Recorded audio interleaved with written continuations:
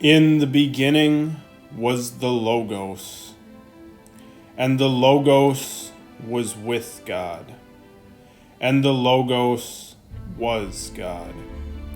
He was in the beginning with God. All things came into being by him, and apart from him, nothing came into being that has come into being. In him was life, and the life was the light of men, and the light shines in the darkness, and the darkness did not comprehend it.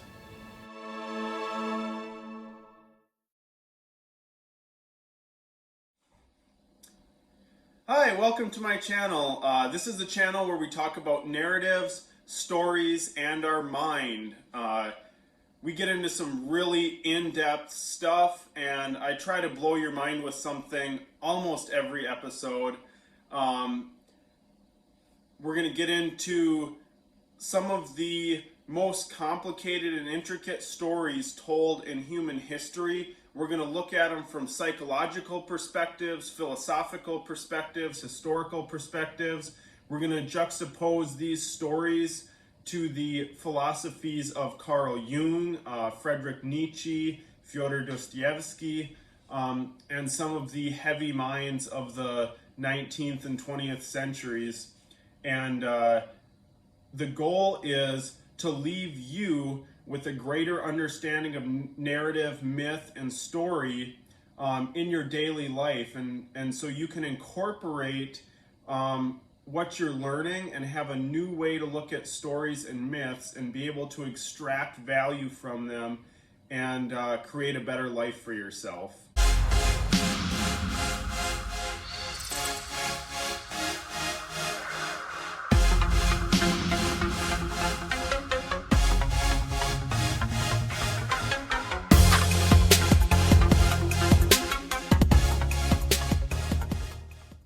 So, this first video is going to be largely an introduction to narrative, myth, story. And what I want to do with this is, this first video we're going to lay out the importance of stories, why we need them, what their purpose is, etc. And then the subsequent episodes are going to touch on various archetypal stories, and we're going to extract from those certain values and lessons, and then extrapolate those out to show how they can be applied to our daily lives. We're probably going to do some videos on the shadow side of story and how how integrating our personality and our shadow into life can really make us a more whole person. And so we're going to look at Carl Jung's Ion, which I know a lot of people like.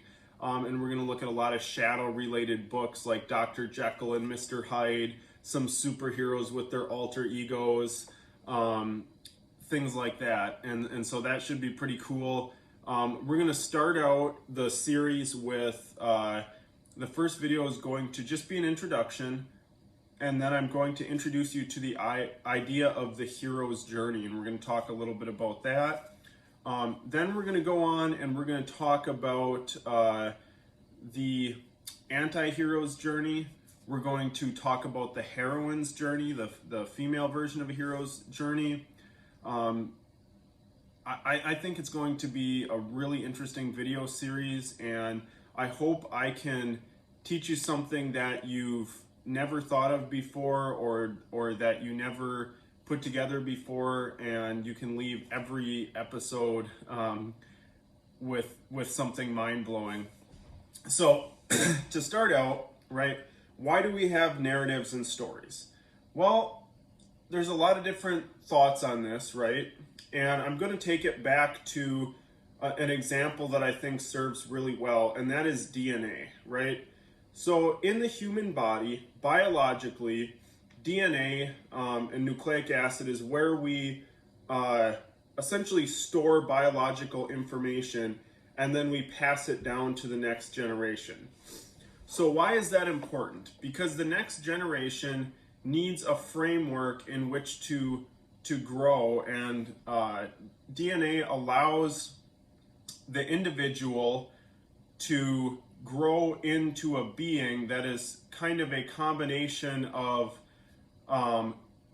the developments of both parents, and then extremely long lineages on both parents' sides, right? So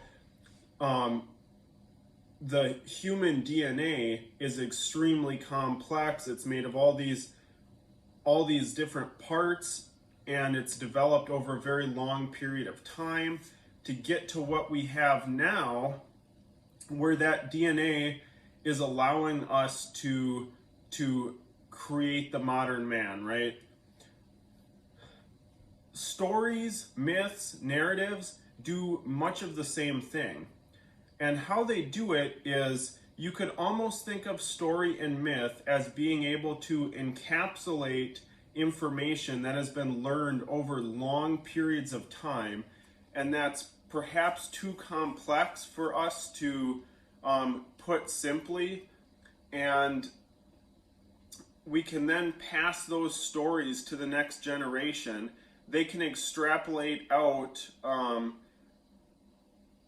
guidance and a map to focus their life, and to give their life purpose and meaning, and guide them and give them interesting information, important information about how to live, how to act within the world, how to approach various situations, what to be worried about, what to do with yourself, right? And so narrative and story is, in a sense, the ethereal DNA, and DNA is the biological DNA, right? They're both serving the same purpose of passing on things that have been that are incredibly complex and have been developed over extremely long periods of time. They both serve the purpose of passing that information on to the next generation, so that they can then add to it and hopefully make it better and keep it going, right? So I want to tie this in a little bit to the idea of the zeitgeist. The zeitgeist, Zeit is time, and Geist is like a ghost or a spirit, right? And they're both German words. And the idea comes from Hegelian philosophy. And the Zeitgeist essentially is, it means spirit of the age, I guess would be the best English translation. And what that means is every age has kind of a pervading ethos that encapsulates a certain period of time. Carl Jung talks a lot about this in books like Ion, where he talks about different ages. And I think we know this even from a modern perspective if you read books like Ian McGilchrist's Master and His Emissary, which is talking about our divided brain and left and right hemispheres and everything like that. And how we're moving into kind of an era of left brain dominance, or less left brain exclusivity, where in the past we may have been more predominantly right-brained.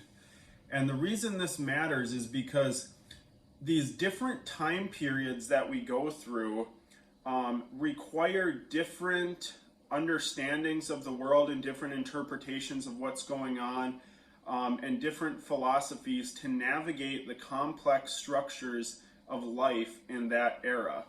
And so if you were to jump into 2000 BC, right, and jump in with some hunter-gatherer tribe, a lot of the modalities of thinking, the myths and stories that make sense to us today, all of that type of stuff would not be applicable to your life.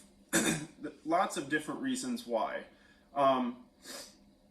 For example, if you're a hunter-gatherer, right, and living in a traditional primitive manner, the complex stories we've gotten to today are dealing with how to confront the modern unknown. And to introduce that to the past, they're not going to confront the same unknowns as we are, and they're not going to confront the same knowns as we are. And so those stories wouldn't be compatible. Stories about what is important, like beauty, for example. Beauty may not be a huge factor in marriage. Not that it, and we're kind of evolving away from that now, but for a long period of time, beauty in a female sense was very, very important. In a male sense, ability to provide physical durability, those type of things. Someone who has biological fortitude are going to be able to operate in the world in a better way. In the modern sense, now we're changing, and we don't necessarily, it's almost different that in women, we're no longer prizing beauty as the number one aspect, and in men, we're no longer prizing biological durability and ability to provide, and things are changing now. So it's becoming more so about, you know, who has an exciting personality and who's interesting and who's fun, and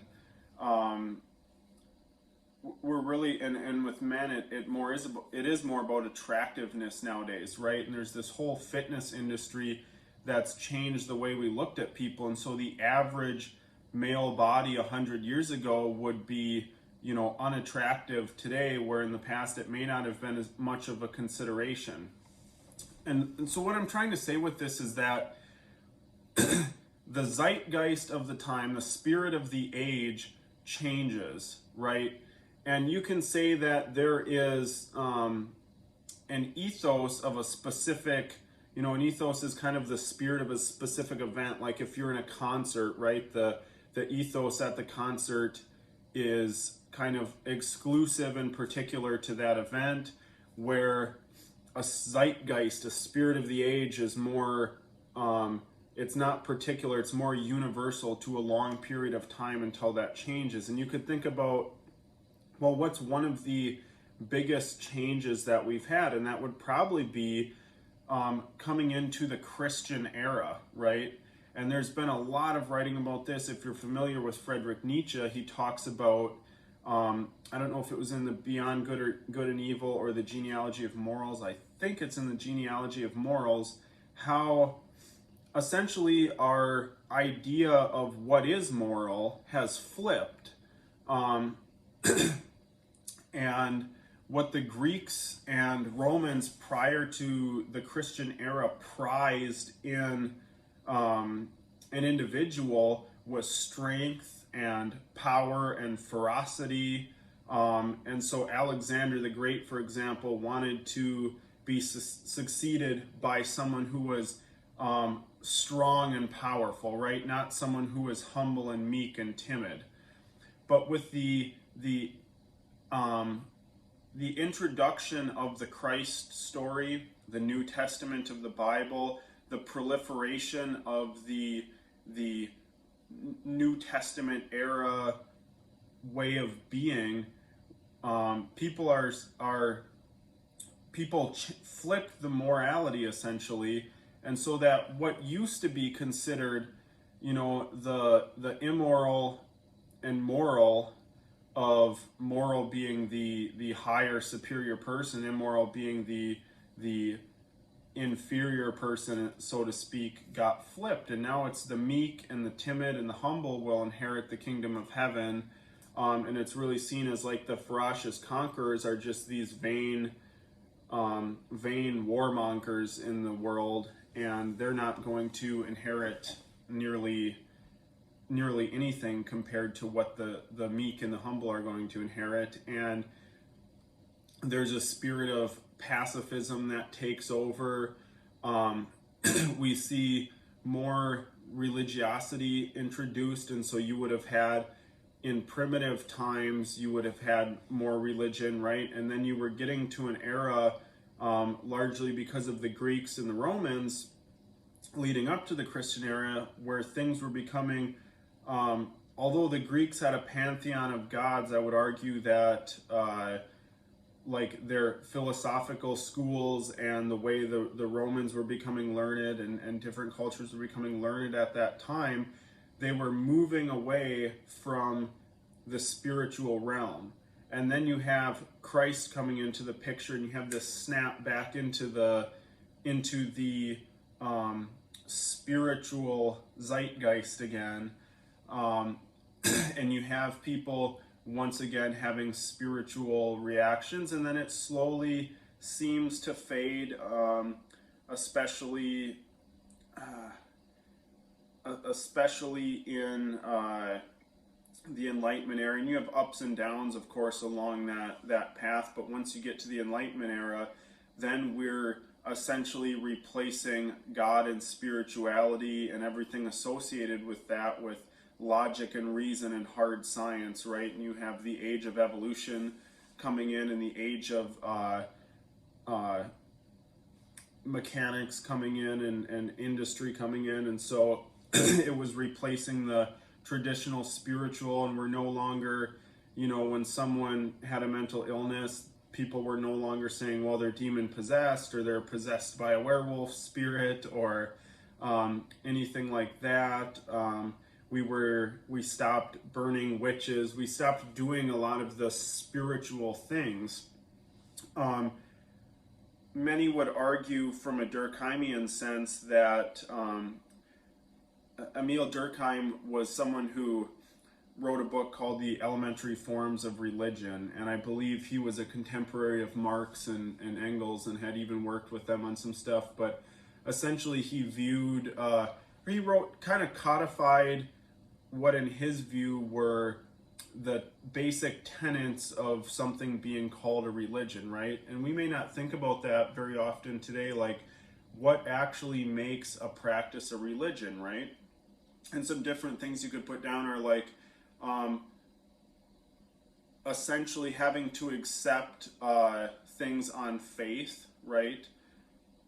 You could say, and we have that, I'm not knocking anyone's philosophical, religious, or secular belief systems, but you could say that evolution requires as much faith as Christianity, right? You come back to the singularity, and you have to say that potentially matter and energy come from nothing, or we have an infinite past in which it's not clear how we would ever have reached the present if the past was truly infinite. So what is the source for our past? What is the start point? How did matter come into being from nothing? How did energy come into being from nothing? How did the universe organize itself in the way that it did? Then how did life come into being from nothing? And then how did a human conscious that recognizes itself and has these transcendent experiences, how does that come into being then? So there's a lot of speculation, and scientists may be honing in on some of this stuff, but it also requires a lot of faith in those points to believe in that. So I'm not saying that we totally threw faith out the window. I'm saying that we entered a new era of placing our faith in science, in logic and reason, instead of spirituality. With that, you have, an interesting thing is Friedrich Nietzsche says, he makes a statement relating to the Enlightenment era and what's happening, that God is dead. And it's not an ecstatic gloat, as some people would say. It's really a somber, God's dead and we killed him. What are we going to replace him with now? And what he means by that is, at that point, for almost 2,000 years, Western civilization had based its value structure, its morals, its principles for living life, its architectural framework for operating within the world on these theological premises of Christianity. And in this Enlightenment age, we were ripping that out from underneath civilization. And it's like, well, what are you going to replace that with? Where does forgiveness for our sins come into the picture now, right? How are we going to atone for what we've done? And I think Nietzsche even makes a statement, turning my phone off so it doesn't interrupt me. I think Nietzsche even makes a statement regarding like, where will we find enough blood to wash away our sins now? And that's a really interesting concept, because it's very it's not entirely clear that you can replace Christianity with anything. If you're an adherent to the Christianity and believe Yahweh to be the one true God and Jesus Christ to be his son, then there is nothing you can replace it with. And if you're someone who doesn't believe in that, you still recognize that it's extremely hard to rip the foundation out from something, and what you're left with is sort of, if you think of the Wile E. Coyote cartoons, right, and he's chasing the Roadrunner and runs off a cliff, and there he is suspended in midair, right? And there's that couple seconds where he recognizes he's suspended in midair, there's nothing beneath him, but he hasn't quite fallen yet. But the great fall is coming, right? And so it almost seems like society had that happen in the late 19th century, that the ground was pulled out from underneath us, and here we are suspended, and we could come crashing down and have an epic fall. And in a sense, different cultures have been doing that. You had what happened in Russia, you had what happened in Germany with the Nazis, you had what happened in China under Mao, and you have these the Maoist cultural revolution, the Bolshevik revolution, and what's going on there, it seems like, is people saying that, well, our source for moral and value and everything like that is taken away, and if you're reducing all this down, and you're taking these reductionist philosophies and you're breaking everything down, and you're realizing that, well, without God, and breaking all this down, there's no absolute value, there's no absolute morals, right? And so people like Michel Foucault, and I think Jean-Paul Sartre is one who does this too, they kind of introduce us to the idea that, well, they come to the conclusion that essentially, if there's no God and you reduce all this down and you follow things out to their logical conclusion, then nothing has inherent value and meaning and purpose. But instead of saying like, oh shoot, we don't have any value, meaning, and purpose, instead they flip that around. They say, well, that's actually a good thing, because it frees up every individual. It's actually liberating. It frees up every individual to create their own value and meaning in the world. And that's a dangerous thing, because number one, an individual human being is not very good at creating his own value and meaning in the world. And so you run into a lot of existential crises. And I don't want to get too much into Jungian philosophy here, but as Carl Jung says, I really believe it's that type of an idea that leads to an attempt to create your own meaning, and the failures and flaws involved with that lead to really the emergence of a shadow, and then a collective shadow. And this is where it gets really deep, really wild, and it's scary that you can have individuals operating collectively via their unconscious, and they've essentially have an unconscious bursting forth and doing what it wants almost collectively with other individuals. So it's I'm not going to get into it too much right now, but it's a wild idea, and it gets really crazy.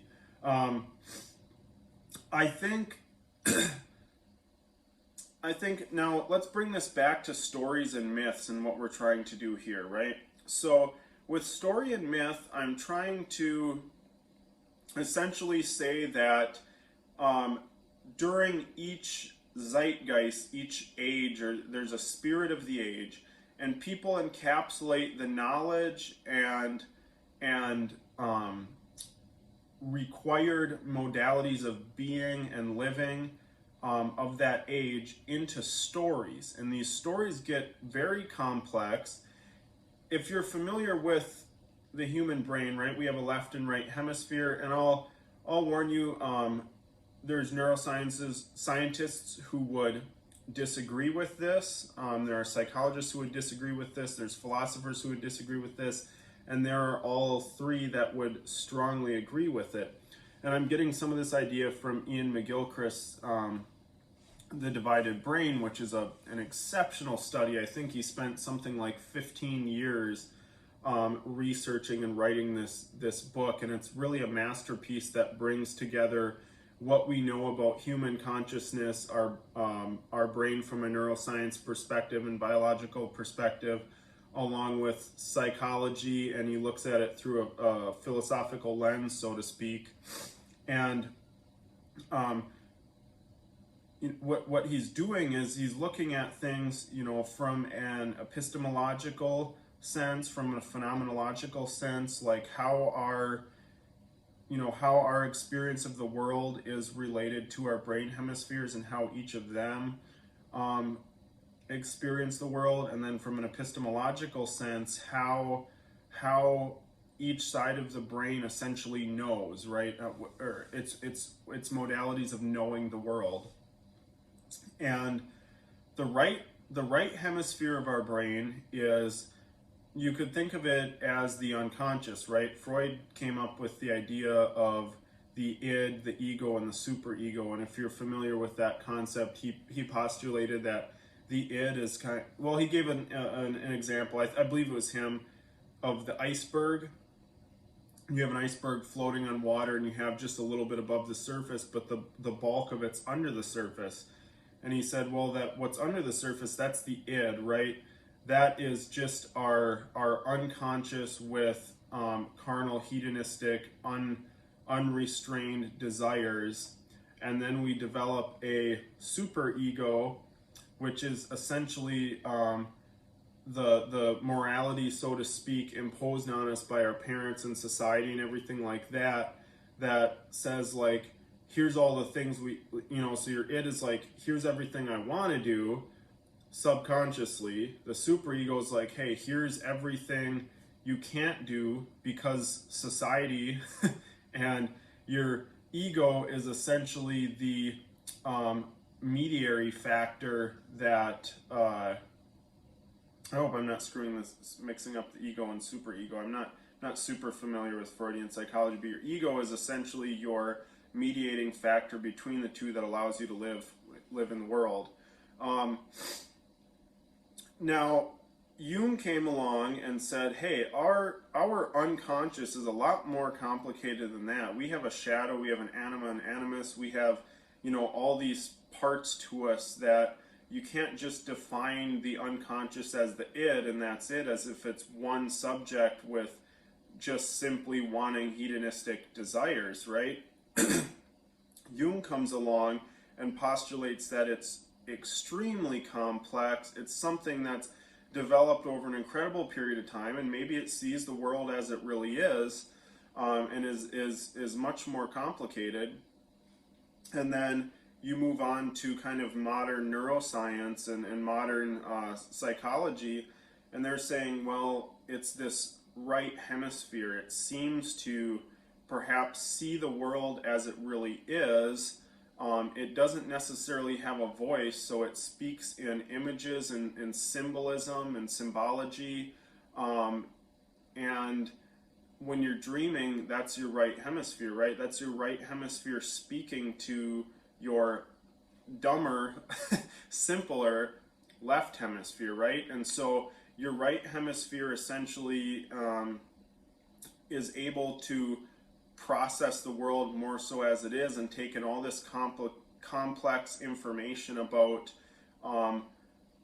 the hows and whats and whys behind everything, and it sees all this super complex stuff. You know, when you get into biology and chemistry and everything like that, you start realizing how incredibly complex our world is, and how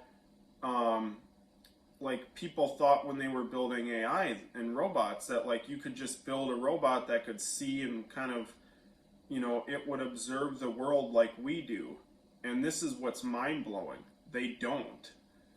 They don't see the world like we do. We don't know what they see. We don't know what they're interacting with in the world. It's absolutely insane that the world, everything we see, you know, maybe you hear in, like, if you're taking a chemistry class or biology class, like, right, you look at the structure of an atom, right, and it's really these, you get into quantum mechanics and the little electrons, you know, you try to look at them and they're never there, and we don't necessarily know where they are. We just have probabilistic estimations of where they are, and both, there's essentially, if you're looking at matter, 99.99% of matter is just empty space. It's just open, blank space. And what's filling up some of that space is the electrons in the valence shells and everything like that, but we can't actually like pinpoint where those electrons are ever, right? And the only reason that we're seeing anything is because the light that's hitting, the light is essentially larger in size than the gaps between these molecules, and so it's getting bounced off of it. Essentially, it's not able to get through, and that's why you see, like in glass, for example, the light particles actually are able to, I think that it behaves like a wave somewhat, but it's able to penetrate through that. And the only reason, our hand can't penetrate through a solid object is the particles are dense enough in both cases that they're not able to go through each other. But if you think about everything being 99.99% open space, that's pretty wild to think about. and I don't want to get too into this, but there's some just mind-blowing implications to all of this. So when we get back to our right hemisphere, right, perhaps our right hemisphere is perceiving the world as is, and our left hemisphere has to perceive the world in a way that allows it to be actionable, right? Because you can't perceive all this crazy, intricate stuff. You can't be thinking about the origins of every object and the materials it's composed of and its history and its symbolism and all that. It would be such overwhelming information that you wouldn't even be able to act in life, right? And so your left brain simplifies everything and lies to you about the way the world is so that you can operate in the world.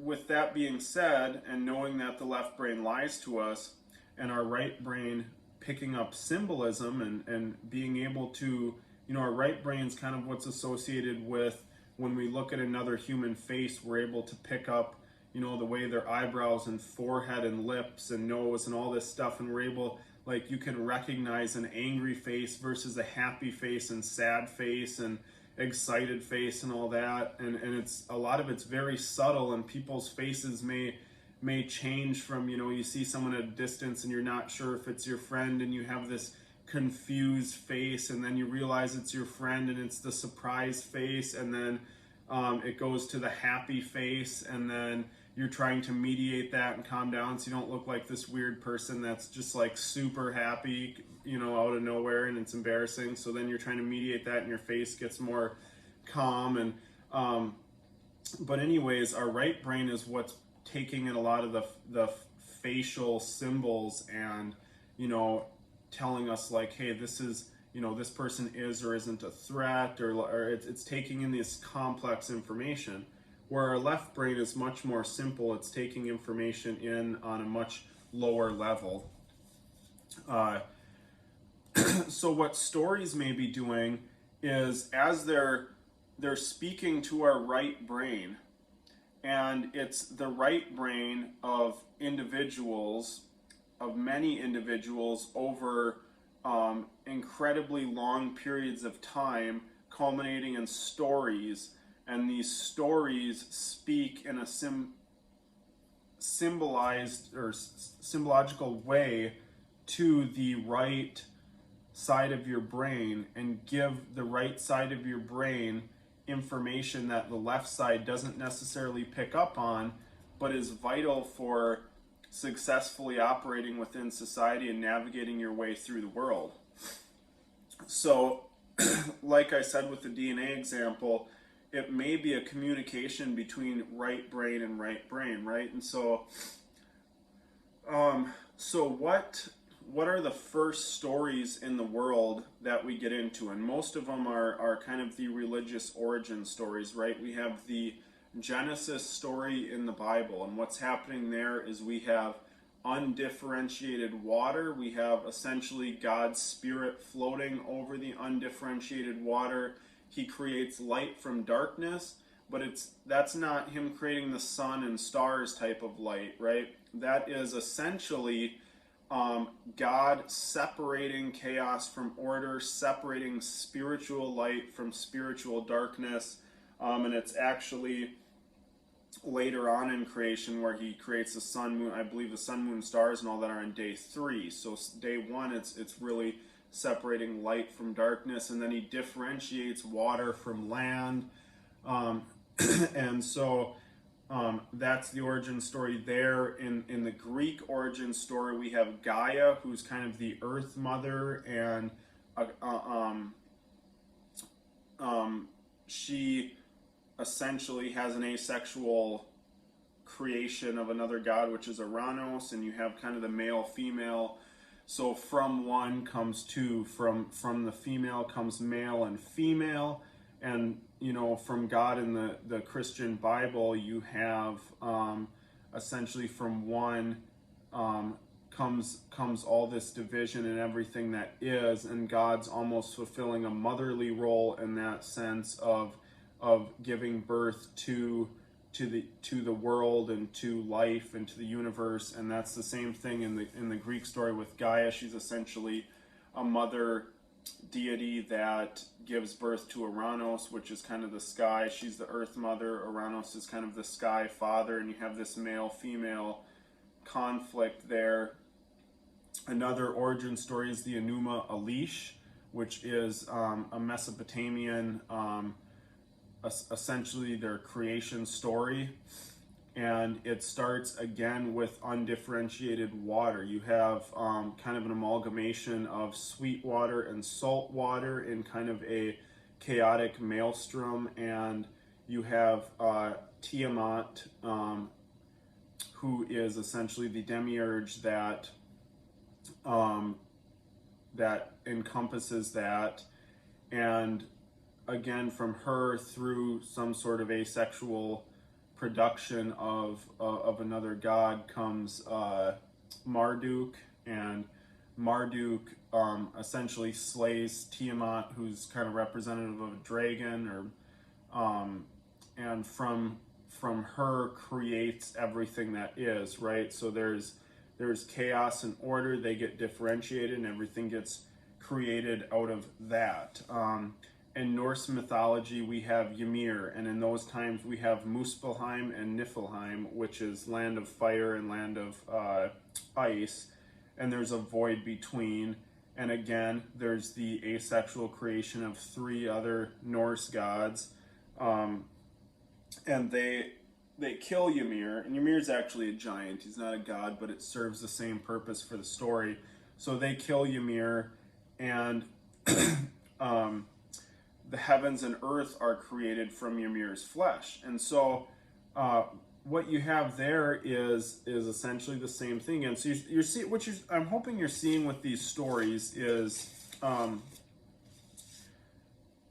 that you have, and I'll go into a couple more in a second, that you have a similar pattern taking place. You have undifferentiated chaos and order, light and darkness, water and earth, that are unseparated at the beginning of time. And all of these origin stories are doing the same thing. They're saying that there's a God that is encompassed in everything that is in this God. Everything that is came from this God. They are representative of undifferentiated chaos and order, water, sky, and land, and it all gets separated essentially to create what we have now. And that is essentially saying that somebody has to confront the chaos and order of life, confront the chaos and create order out of it, right?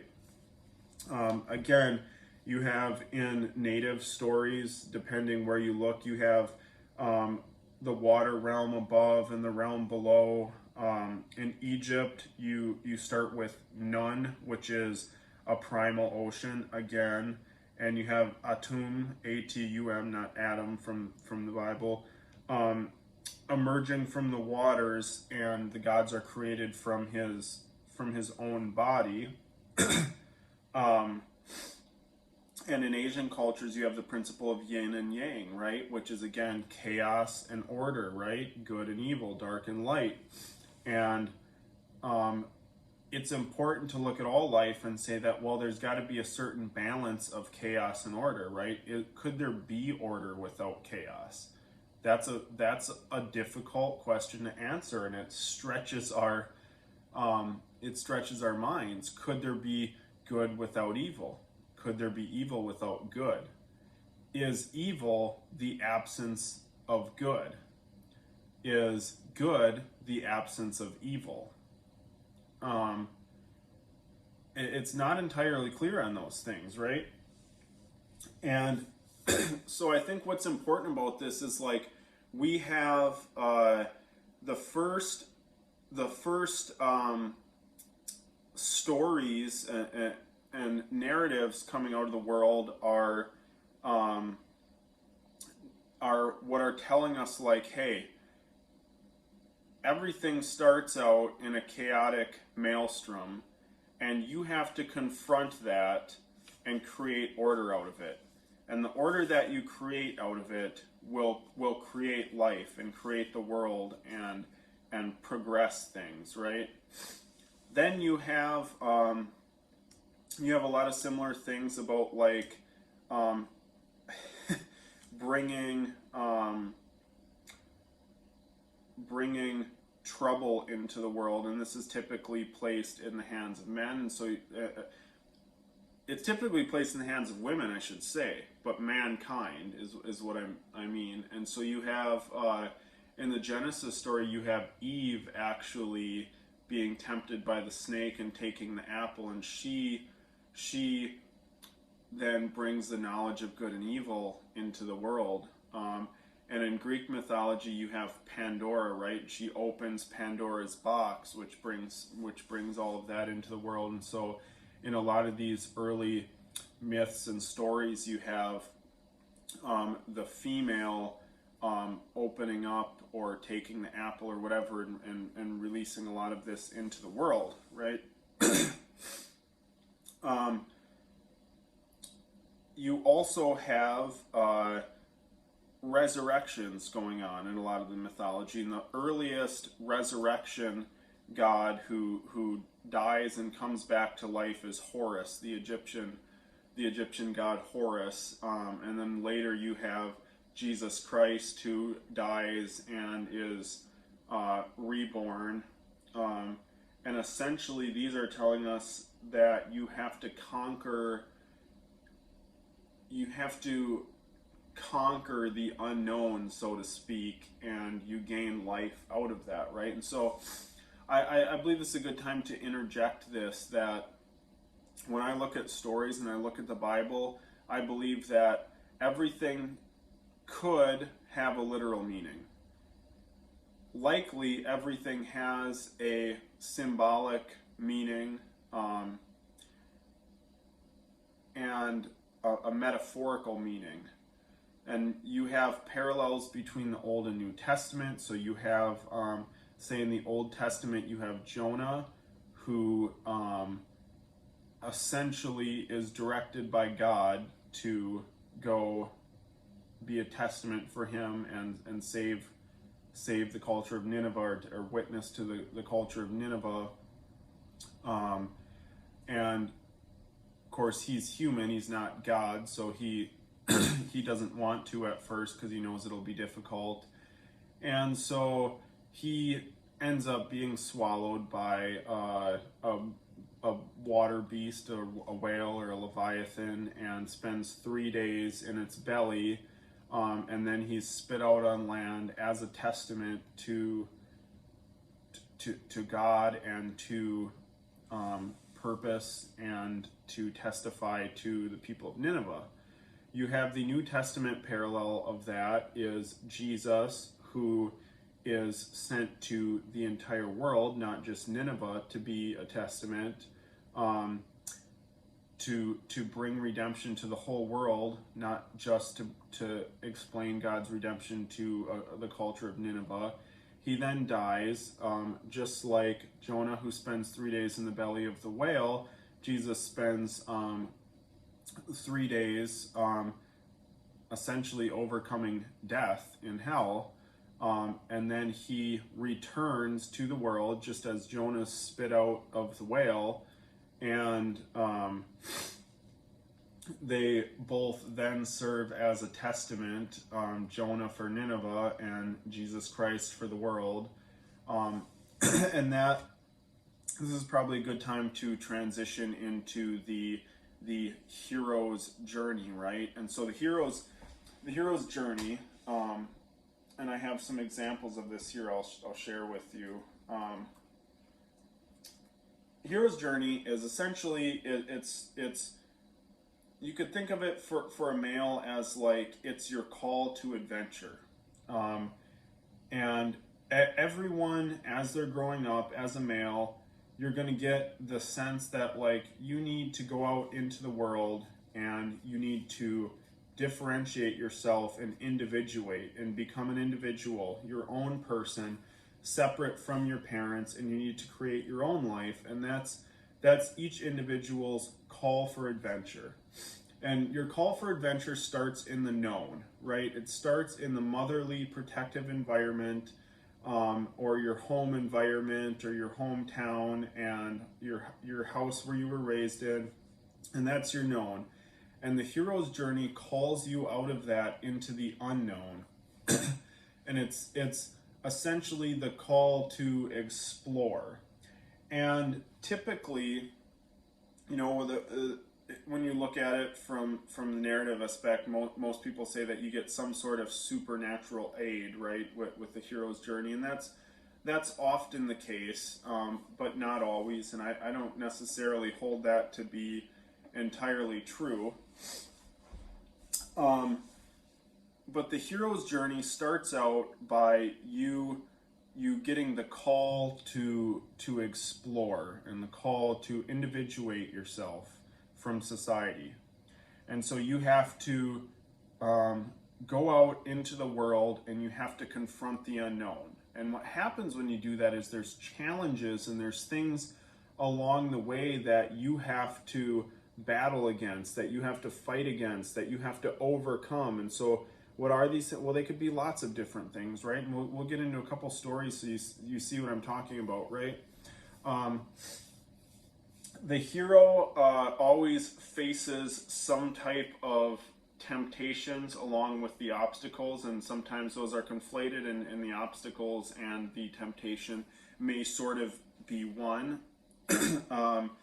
And then they face a journey where it's really a resurrection journey, right? And what do I mean by a resurrection journey? I mean, they've essentially overcome all this stuff, and they then are almost born anew and become an individual and become their own person. And so people talk about it as being the abyss, death, and rebirth, right? The culmination of you facing obstacles and stuff like that is you going to the abyss, to the furthest point, the darkest point, right? And you have to, in a sense, kind of overcome death, and through that you get a transformation, you get a rebirth, and that transformation and rebirth kind of creates you into a new man, right? And so then you get out of that and you have essentially an atonement, right? So you're making amends for things of the past, and then you have the return home. And what's interesting about this journey is that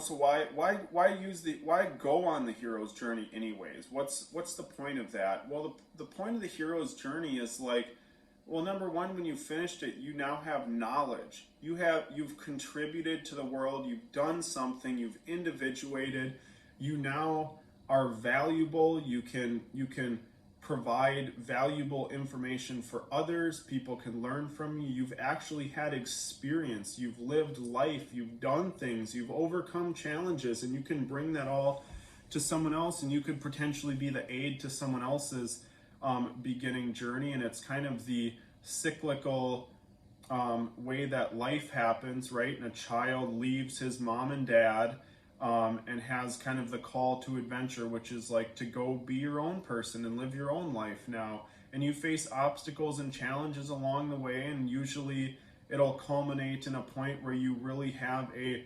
transformative experience that really you become a man, you become an individual.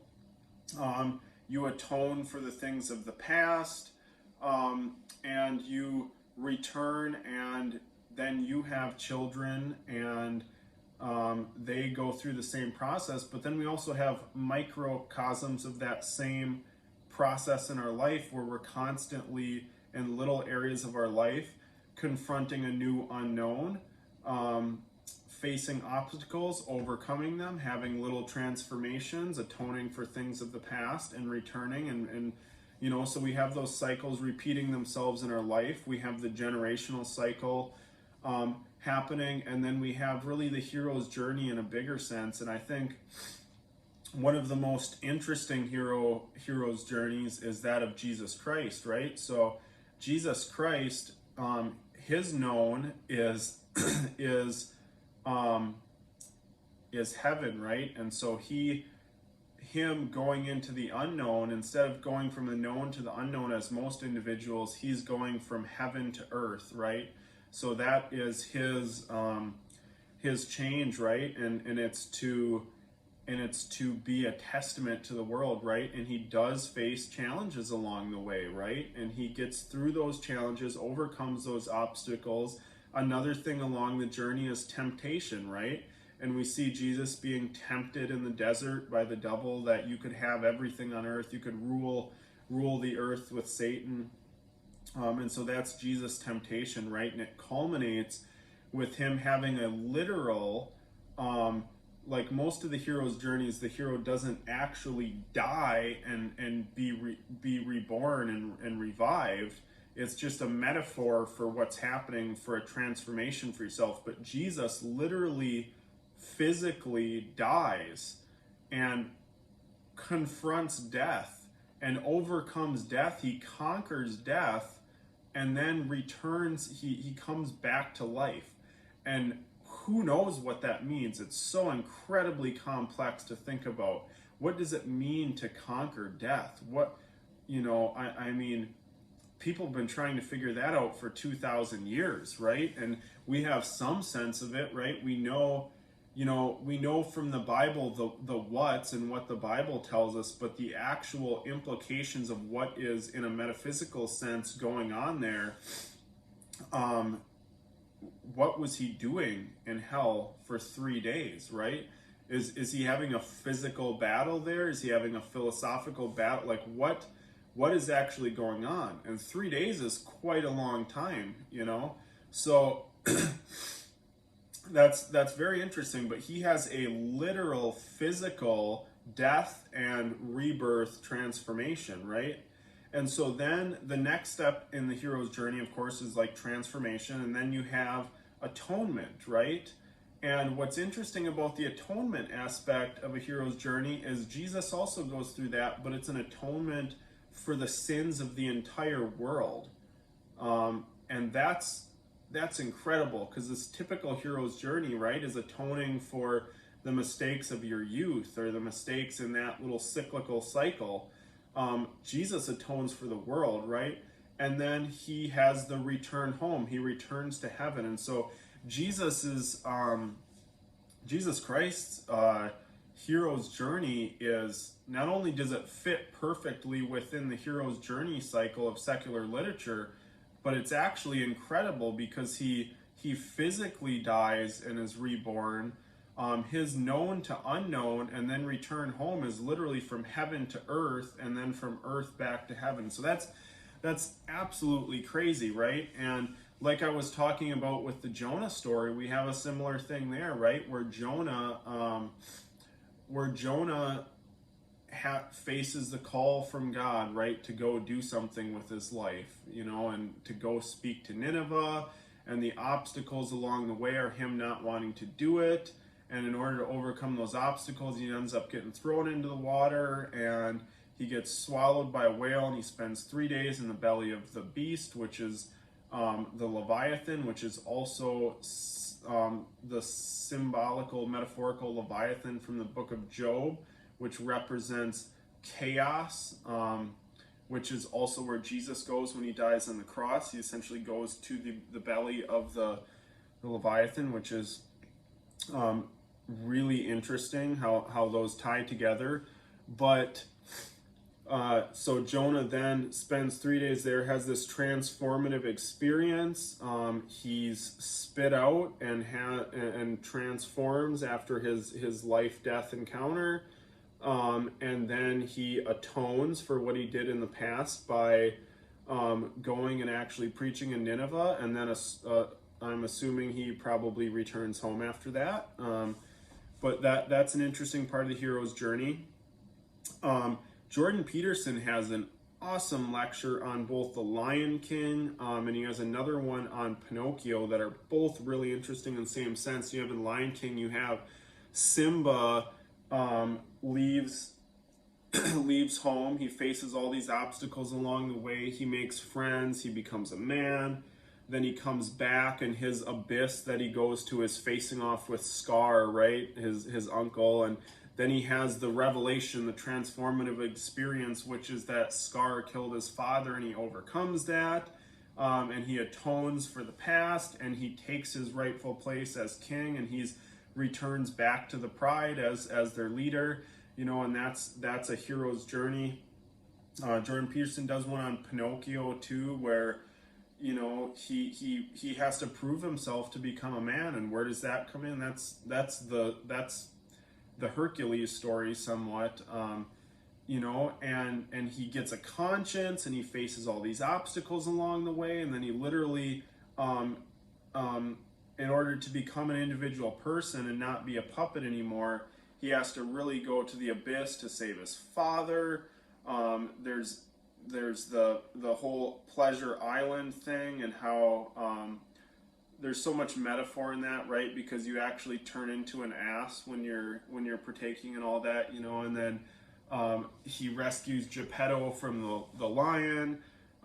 He dies, and then he actually, like Pinocchio actually dies, right? He washes ashore dead, and then he actually revives and returns home as a real boy with a transformative experience. And so another story I thought exemplifies this in a really interesting way is the Lord of the Rings story, right? with J.R.R. Tolkien's Lord of the Rings. And Frodo essentially goes through the hero's journey. And the really interesting thing about it is it's the same thing, right? He's in the Shire, which is the motherly home environment, and he gets the call to adventure when Gandalf shows up, and he has a mission and purpose in life, and he faces all these obstacles along the way, and eventually throws the ring in the fire and conquers it and has a transformative experience, and then returns home, and he has a life experience that he can now share, and he's gone through the kind of individuation process, and but in that story you have the ring, right? And the ring is the ever-present temptation to take the anti-hero's journey, right? And what does that mean? It means at any time you can slip on the ring and you can assume unearned power and unearned knowledge, right? And there's always that temptation in life, like you can do things the right way at work, and you can move up the ladder the correct way and be honest and hardworking and patient, and over time prove yourself, or you can slip on the ring and be a liar and backstabber and cheater and make up statistics and everything to move up. And so the ring is kind of that ever-present temptation of like, it's always there, and it calls to Frodo, right? It's so tempting, and it's just this source of power that's like pulling at his soul and tugging at his soul. And isn't that really in real life what it's like to have that ever-present temptation to take the easy way out in life and take the anti-hero's journey? We also have, some other hero stories. We have the Hercules story, right? And that's very similar in that Hercules, or Heracles in Hesiod's Theogony, right? He has to accomplish these tasks to become whole and to become a man, right? And I think that's very interesting. We have some different takes on this too, right? We have let's talk about the Odyssey, right? The Odyssey is a Homer's epic poem, Greek poem, and in that, Odysseus, what should be a short journey, it's really he's leaving home, he's confronting the unknown, he's facing the obstacles, and you can see how he goes to, I think the first place he goes, the land of the lotus eaters, right? They're eating these like opioid flowers that dope them up, and you could say that's the temptation for substance abuse and laziness, right? And you could waste your life away there. And then they go to the cave of the Cyclops, right? And there's all this food, and so they're being gluttonous, and it's like, well, watch out for gluttony, because if you stop your journey, you stop your hero's quest, you're going to sit around and eat and gorge yourself. Gluttony will come at you like a beast, like a Cyclops, and devour you, and you'll never finish your hero's journey, right? Again, in Roman mythology, we have Aeneas's journey in Virgil's Aeneid. An interesting one is Sophocles' story of Oedipus. And Oedipus, they're called the three Theban plays collectively. There's Oedipus Rex, Oedipus at Colonius, and Antigone.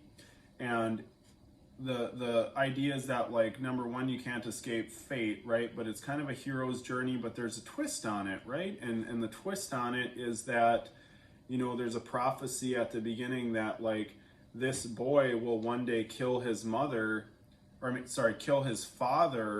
and sleep with his mother. And so his parents are like, well, we don't want this to happen, so they give him to a servant to kill him. And the guy, he doesn't kill him because he feels bad about it. And so Oedipus ends up getting raised in a different area, right? And then he grows up, and he ends up meeting his father, unbeknownst to him. He doesn't know who it is. He meets these people on the road, right? And he kills them, kind of a prehistoric road rage situation. And when he kills them, he then, travels to the kingdom where this guy was, and he becomes the king there, and he marries the queen. Well, he solves the Sphinx's riddle along the way too, but marries the queen, which unbeknownst to him is his mother. And of course, when she finds out, she hangs herself, and he gouges out his eyes and stuff, and it's very gruesome. But what's very interesting about that is it's the idea that what are you? It's so incredibly complex, right? The Oedipal complex is what comes from this story, and you've probably heard it in terms of psychology, right? And obviously in Freudian psychology, the drive for sex is considered to be the main motivator in human life, and Freud views everything through the lens of psychosexual stages, and we have an oral stage, an anal stage, etc. And I don't necessarily agree with all of his thinking on this, but that a child often, as a child, every human subconsciously desires to kill their same-sex parent and has a sexual attraction to their opposite sex parent. And this is harmless, and it's not even realized. Kids don't even understand the sexuality aspect of it, but it's essentially the idea that, like, as a child, for a male child, for example, they're seeking to supplant the role of their father, to take a fatherly role in life, and to find a mother to have a sexual relationship with. And so that desire is present from a child, and it's projected onto their parents as a kid, because that's their whole world. And then when you grow up, that's kind of a driving force in your life, a subconscious driving force. And so what's interesting about the story of Oedipus is it's the literal story of someone who does that, how you can't escape that with fate. And it's interesting because if you mess around with those stages, if you have improper development in those stages, you may in fact actually end up with some sort of weird abnormality when you're older, and then you have, I wanted to talk too about the age of stories, right? Well, how old are stories, right? Well, let's talk about this for a second, because we probably don't realize in modern times, right? Well, so you have the story of Snow White, right? And Snow White is, she's this beautiful maiden or whatever, and there's a queen, and the queen's beautiful, but Snow White's more beautiful than her, and the queen's cunning and crafty and all that. And anyways, the princess, the girl, Snow White, whatever, she ends up getting with the king or the prince or whatever at the end. And you look at that story and you're like, well, I guess that's kind of an old story, right? That's like Disney came up with that story in I don't know, what is the 1920s or something like that. So wow, that's like almost 100 years old at this point, right? Well, it's way older than that, right? Because it actually comes from the Brothers Grimm, and the Brothers Grimm fairy tales was published in 1812. So now we're pushing that story back like another 110 years, right? So now it's 200-year-old story. And where did they get it? Well, they went around to all of the local peasant villagers, and they asked them for their oral traditional stories that they had, and that was one of them. In Germany, they're famous brothers that they wrote one of the first German dictionaries, and they collected all the German fables and stories and put it into account called the Brothers Grimm Fairy Tales, which is all the Germanic oral traditions and everything like that. And it's kind of their German origin stories. And what's interesting about that is there's been some scholarly work done that has traced the Snow White story back to Ovid's Metamorphoses. And Chion in that story, Chion actually means snow, and the girl's name is Chion, right? And her name is Snow, and she's the most beautiful in all the land, and there's two gods that are wanting her, right? And so it's like, well, that's incredibly old, right? Because Ovid's Metamorphoses is like 30 AD, so now the story went from being 100 years old to 200 to now maybe 2,000 years old. And who knows, you know, I'm sure that's maybe not the first iteration of it. What inspired that story, right? And so, and what is the point of that? Well, it's the point of it is beauty over intelligence. And for that zeitgeist, that spirit of the age, that long period of time, beauty was more important than intelligence. Well, it's not necessarily that it's more important, maybe, but I don't know if that's clear. But it serves you better than being intelligent, right? Because the queen is intelligent, she's crafty and cunning and smart, and this beautiful girl who's not crafty and cunning and smart gets everything she wants, and the queen ends up putting on a red hot pair of iron shoes and dancing until she dies. That's the Brothers Grimm version of the story, a little more gruesome than the Disney version if you're not familiar with that. But the idea of that is like, you know, beauty, you know, why is she taken in by the seven dwarfs and allowed to stay there? Because she's beautiful. Why doesn't the queen's emissary kill her? Because she's beautiful. Why does the prince fall in love with her? Because she's beautiful. And so it's really saying that, like, yeah, beauty serves you as a female better than anything else, at least for that spirit of the age, for that period of time. And so you can see how these stories, like, maybe our left brain doesn't always pick up on that, but our right brain picks up on the symbology of that. And so these stories sometimes are incredibly old and complex and developed over thousands of years to convey a message to people that your right brain grasps onto. And so when a little girl watches that story, and I'm not saying this is right or it's good or it should be this way, but a little girl watches or hears the story of Snow White maybe 200 years ago, and subconsciously she recognizes that beauty was superior to intelligence, right? And so you see girls even nowadays, they fixate on beauty quite a bit, and that's just a big part of our society. And you know, a lot of the Disney stories are actually from the Brothers Grimm, surprisingly. And you have like the Rapunzel story, right? Well, that's an interesting one because you start out with, you know, there's all these bushes, right? And then there's this tower that comes out of the bushes with a crown on top or whatever, the steeple on top or whatever, and it's like, well, that's a phallic symbol, right? So the story starts out with a symbological phallic symbol, which your right brain picks up on, your left brain doesn't pick up on it, right? And the story's like about guarding chastity, right? Because why is the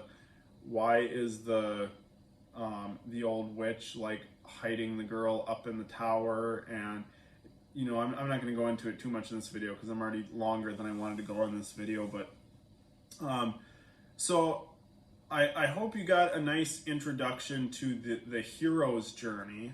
What I want to do next, maybe in my next video, we'll talk a little bit about the heroine's journey, the female hero's journey, and then we're going to talk about the anti-hero's journey, and that's going to be really interesting. We're going to talk about Faust. We're going to talk about Milton's Paradise Lost. We're going to talk about Frankenstein. We're going to talk about some of these anti-hero journeys, and that's where things are going to get interesting because it's well, you'll see when we get there, but there's going to be some mind-blowing stuff that goes on with that. So thanks for watching this. I hope you will watch some of my subsequent videos. I think you'll find them very entertaining. Thanks for watching.